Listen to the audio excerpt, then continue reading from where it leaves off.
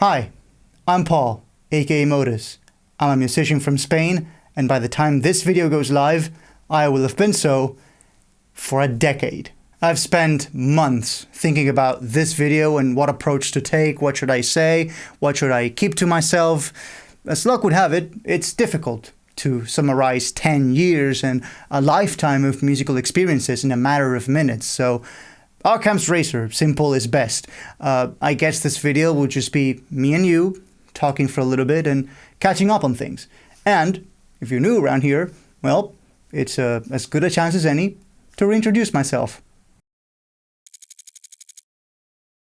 Modus is a music artist project with an emphasis on storytelling and world building that blends electronic sounds with film scoring and cinematic influences. That's the elevator pitch.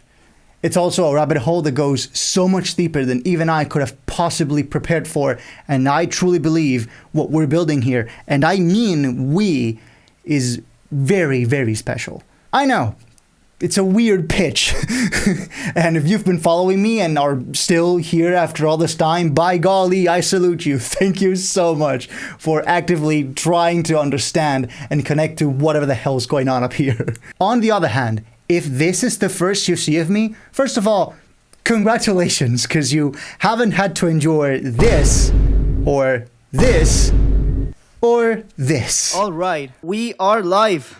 Hello, everyone. And second, if you want to take a peek at my music, now is a great time. Pause this video right now. Seriously, stop watching, go check it out, and then come back. One song will be worth a million words. Okay, so how did we get here? For as long as I've had memory, I've loved music. I had my first keyboard at 2. I was intrigued by the soundtracks of video games I played in my childhood. Pretty based video games, by the way. I took up music theory at the age of 5, piano lessons shortly after, and that's what I did all the way up until 17, 12 years later, near the end of high school. I guess it's always been in me. And halfway through, my piano teacher found out I had perfect pitch, so that might have had something to do as well. I thought it was normal. I thought just everyone knew what notes it was. But one time, I was in one of my piano lessons, and my teacher there, he's the type of teacher that sees beyond. He observed that whenever he asked me to play a certain note, I would always know what that was. And he was like, "Are you aware this is a thing that you have and it's called perfect pitch?" I was like, "Isn't this how everybody hears?" And he's like, "No." My first contact with electronic music was exactly what you'd expect for someone my age. In 2012, at a summer camp, a friend of mine there, and I'll never forget this, his name was also Paul, had one of those old Samsung phones with Skrillex in it. I had never heard anything like that before, but I liked it, and as I looked more into it once I got home, I found out it seemed to combine two things I was very fond of in life: music and computers. So, a couple years of flirting with the idea and terrible names later, on October 13th, 2014, the internet was blessed with this epic dumpster fire of a track called Heaven by some Spanish guy called Modus, all caps, on a little website called Looperman. It's still up there, by the way, listen at your own risk, which, among other things, featured a lot of piano, the instrument I've been playing my whole life. Back then, I used the integrated speaker of my monitor and the headphones that came with my keyboard, which literally broke in half just a few months later. But at least I was practicing. I was putting myself out there and learning new things every day. And then I get my first label deal, Discord becomes a thing, so we all flock away from Skype. What happened to Skype, by the way? New Year protocol happens, not even opening that kind of worms today, all while dealing with school exams like any other high school student. My grades were actually pretty good until senior year, where they went down a fair amount due to loss of interest. By then, I had a clear idea, I guess, where I wanted to take my life, so I focused on that instead, and graduated without much bells and whistles. After I graduated, most people in my circle wanted me to go to university, and said if I didn't, I'd be wasted potential. And well, if there had been a music or sound-related degree where I live that doesn't cost a fortune, maybe I would have done that. But there wasn't, so right after I released my debut album with Rushdown in the summer of 2019, I made the decision to ditch university and sign up for an arts college where I studied for 2 years to become a professional sound technician for audiovisuals and live performances. At least that's what it roughly translates to from Spanish. That's live audio, post-production, project planning, electroacoustics, analog, and digital audio. So I'm officially qualified by the state to mix your tracks now. Maybe hire me for your next hit. And once I married my childhood classical training with all this technical knowledge, I felt I was more prepared than ever to take Modus to the next level. And then, the world stopped. The pandemic turned the world upside down, and having to stay at home, many people turned to new kinds of music. Luckily, our little circle had lots of it, and this is when I started to explore the idea of musical storytelling. There is one subject I studied in that sound technician course that I didn't mention. It translates to something like audio communication, and it's about the role audio in general plays in driving a narrative, whether it's supported by a visual medium or not. At first, I wasn't the best at it. My teacher will know. Hi there. I struggled to grasp a lot of concepts early on, but as I got into it, something went off in here. A switch flipped and my mind opened, sort of like in that movie Lucy where she takes a substance to unlock 100% of her brain. Voices in my head telling me, Paul, this is a superpower waiting to be unlocked. I started to burn through comics, video games, movies, plot analysis videos.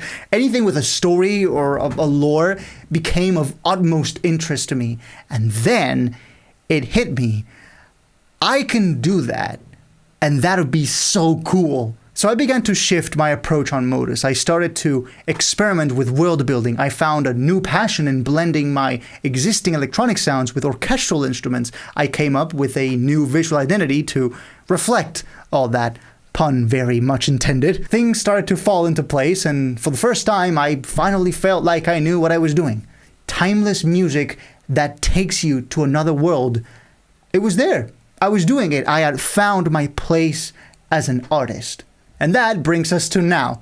Now there's tens of thousands of you listening, and every new release feels like a big event. And while this is by all accounts a niche project and not always trendy or DJ friendly, I'm pretty proud of that niche we've carved ourselves, and I hope we can keep growing it and nurturing it. And so far, that's the best answer I have for what is Modus.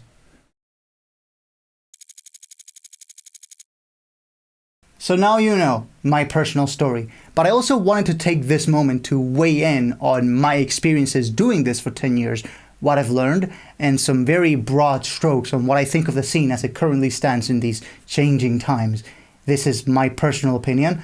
It could change in the next few years for all I know, and if you don't agree, that's fine. I won't hold you to it. Being an independent music producer in 2024 is complicated. On one hand, the barrier to entry now is so much lower than it was back when I started out, and it will keep lowering, and that is a good thing. If you're starting out right now, the amount of tools, videos, courses, online events, servers, mentorships at your disposal is endless, almost to a fault. The number of things you can do as a musician apart from just making music is endless, almost to a fault. You can make your own courses, your own online events, your own server, teach your own lessons, or live stream them. There's more competition, sure, but where there's competition, there's an opportunity to make allies, share knowledge, to collaborate, and expand your skill set. That's not to say the music space doesn't have its shortcomings. With some counted exceptions, streaming platforms have made an unmitigated joke out of payout rates for artists. If you want to make $1,000 today with one song based on streaming revenue alone, you're looking at close to 500,000 streams. It might be harder or even impossible for you to perform live depending on where you live. Your music might be leaked, stolen, and re-uploaded, so by the time you put it up, you get a copyright strike for your own track. Others are just ruined by bots. There are new concerns surrounding generative AI and how it may be bypassing or straight up violating the laws that protect our work. Like everything else, it's an imperfect world, and we gotta learn to navigate it. Let's focus on long-term viability, though. I'll be straight with you. I have operated Modus at a loss since forever. There has not been a year where I've earned more with royalties than I've had to spend on my brand. So how do I sustain myself then? Well, I diversify too. I do one-on-one lessons, I do mixing and mastering commissions, I live stream often, I sell sample packs, I sell merch, I license my music out to third parties like video games, I upload content to social media at least twice a week, although I've since hired an editor to handle that for me because otherwise I think I'd explode. Shout out Jared, you're my savior. And last but not least, I just work other jobs. Many producers you know probably do some combination of these as well, but when you're having to wear so many hats, it can, and in many cases will, become extremely overwhelming and destructive as a solo artist. And we tend to forget this. You're at least 6 people in one. You are the arranger, you are the composer, the producer, the mixing engineer, the mastering engineer, and your promoter. Those are all separate jobs that used to be done by separate people on separate paychecks, and then a part-time or even full-time job on top of that. It's a tremendous ask. Before you know it, you're working 12, 13, 14 hours a day, 7 days a week to pull it all off. And because of that, you're not going out much, you don't socialize as much as you want, maybe you don't exercise as much as you would need, and it takes a toll on your mental health and sometimes even on your physical health. And that's why we have artists saying that they need to step away for a moment, or even their passion will burn them out, because that is simply not a sustainable lifestyle. To be honest, I myself am impressed I've been able to keep the wheel spinning at any rate.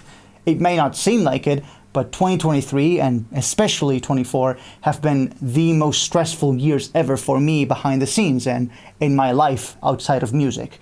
There were times where I had to delay, pause, or even turn down certain projects. I seriously feared for my continuity.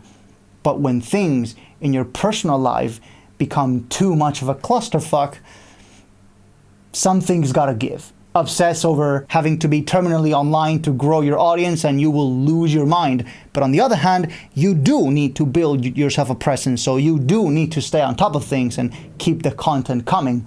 Obsess over profit or numbers and you'll be hurting your creativity. But on the other hand, you need to make a return on investment somehow, so you do need to keep an eye on profit and numbers, but you don't want to change your style too much or it's not you anymore. It's a very tricky balancing act that can easily become a feedback loop and make you absolutely miserable. But whenever you feel like you're being left behind or you're missing out, remember, this is not a race. Everybody's pace is different, and the truth is, there's so much happening out there in the world that there are things you will inevitably miss out on no matter what you do. And precisely because of that, there will always be another opportunity for you to seize. And I can't even begin to describe how much work it took for me to realize this. Ask anyone who's talked with me, even recently, and they'll tell you, I haven't always felt this way. I haven't always been happy with what I do. And I haven't always had a positive attitude. So I want to say, on a deeply personal level, I feel so damn privileged to have fans like you. You and your sheer dedication and patience are a major part of why this delicate balance hasn't tipped the wrong way yet, and why I think we have been able to stand the test of time and stick it out as long as we have. Like, some of you have told me you've called off work just to be there for a premiere. What? I certainly could never. And whenever I read a message from one of you that says, my music has inspired you to create something of your own, made your day better, or helped you through a tough time in your life. So yeah, music is not easy, but music isn't beautiful because it's easy. It just so happens that this 10-year celebration comes at the same time as a pivotal point in my project. The New Year Protocol series, one of the main signatures of Modus for the past 9 years, is finally going to end. In about 3 months, the 10th and final chapter of this recurring, story-driven musical saga went gold. In September, it's all finished and ready, and will have its world premiere next January. It's unlikely you'll see new releases from me before then, as I prepare for the big send-off.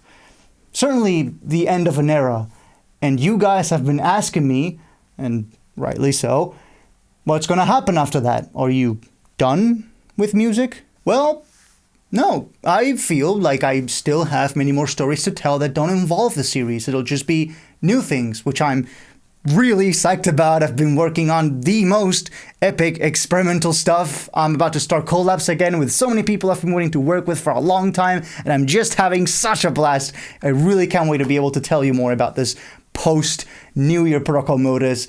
I also hope I can get to perform my music live more often. It's been a while since I last stepped onto a stage, and while some planets are going to have to align for that, I'm going to try my best. But I think before I do any of that, next year, after New Year Protocol 10, I'm going to take a short break.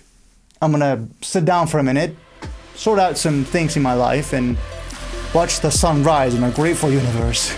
And after that, I'll come back, more ready than ever to kick off a new era of modus. Thank you so much for listening. Here's to 10 more years.